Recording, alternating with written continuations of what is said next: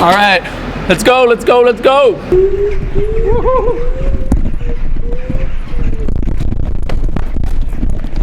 All right, I don't want to die.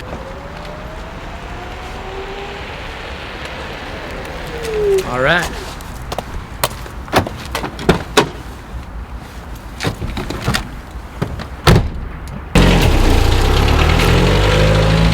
You know, if there's one thing I learned out of 47 years of living in a material body, that is that spiritual friendships in general, but spiritual friendships especially, those that are based not only on, you know, physical affinities, psychological affinities, you know, cultural affinities and so on, you know, good astrological compatibility, but better than that, more important than that, because you can not have those things, but if you have the second thing that I'm talking about, namely spiritual goals that are together, a spiritual practice that binds you together spiritually, that connects you to the divine, to our source, to God, to Krishna, that really is the treasure of our life.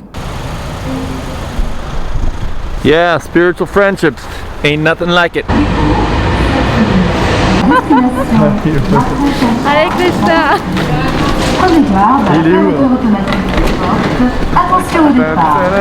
Welcome to Aix-en-Provence. Jai, Jai.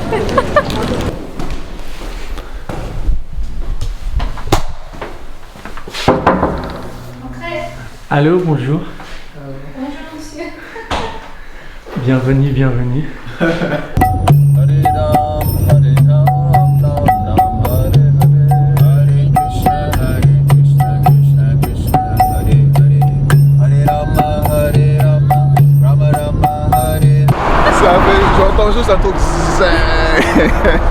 Man, our car crashed.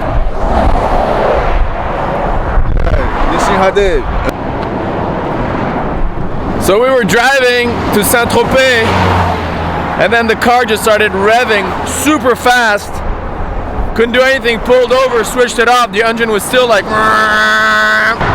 Alright, say something to my friends on YouTube. Thank you, Krishna. We are all safe. Jai. Peace and love. Haribo.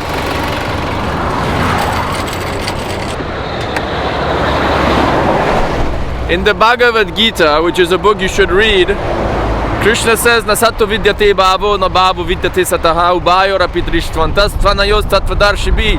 He says of the non-permanent things, like a material body or a car, there's no endurance. Alright? Alright. Alright. Rama, Jai Shri Rama. Wow, magnifique. Krishna says in the Bhagavad-Gita, of all bodies of water, I am the ocean.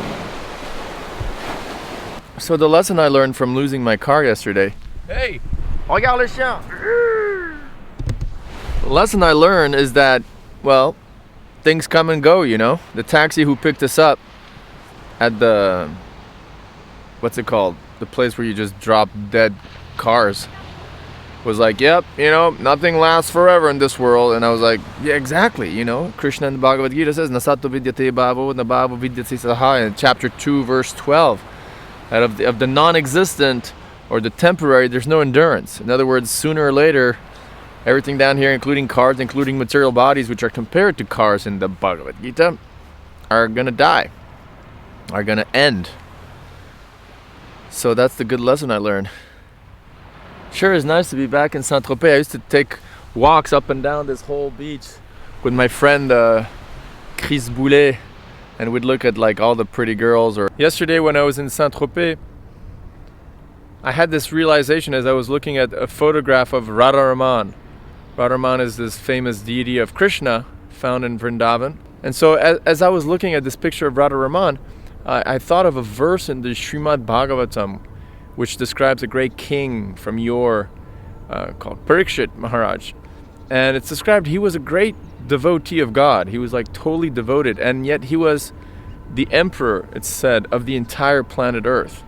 And in spite of being therefore the emperor of the planet Earth, and therefore having all money, all power, all woman, all fame at his disposal, it's described that the only thing that could really satisfy him was his relationship and his service to Krishna or to God.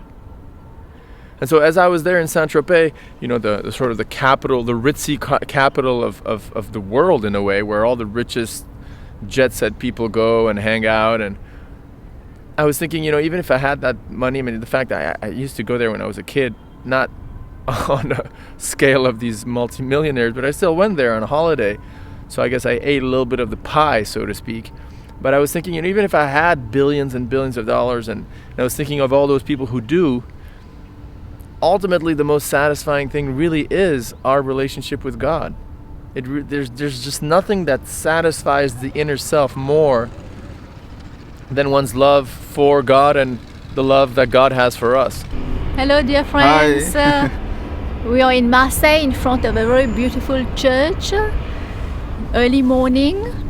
So we are so happy to be here. And we are chanting our japa in front of this church, and we really feel the spiritual energy, the vibration of all the spiritual activities going on here since hundreds and hundreds of years. Hare Krishna.